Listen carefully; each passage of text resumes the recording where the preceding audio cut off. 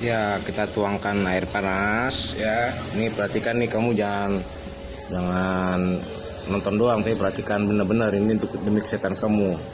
Lihat, kita ambil satu apel ya. Nah, ini apel terserah dari apel mana saja.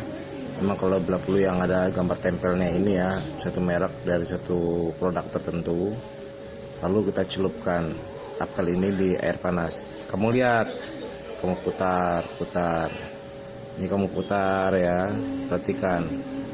Nah, biar dia terendam air panas dulu ya. Putar. Nah, balikan lagi ya, Nah, biar nampak betul. Ini kamu lihat betul ini. Kamu jangan hanya nonton video aja, tapi betul-betul kamu lihat. Nah, itu kamu angkat nih apelnya ya. Perhatikan tangan saya ini, lihat.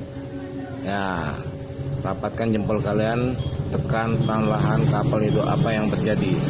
Inilah yang disebut namanya plastik campur lilin. Kenapa perusahaan-perusahaan menyampurkan plastik dan lilin tersebut? Agar apel tersebut tahan lama, tidak cepat busuk dan kelihatan segar, terlihat bagus. Tapi kalau kalian beli apel yang apabila apelnya bagus gitu, bangga hanya dicuci dengan air bersih terus langsung dikunyah-kunyah. Nah, inilah berarti perut kalian itu banyak memakan plastik dan lilin. Nah, terserah kalian.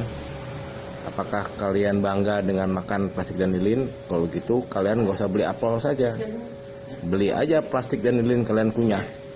Oke?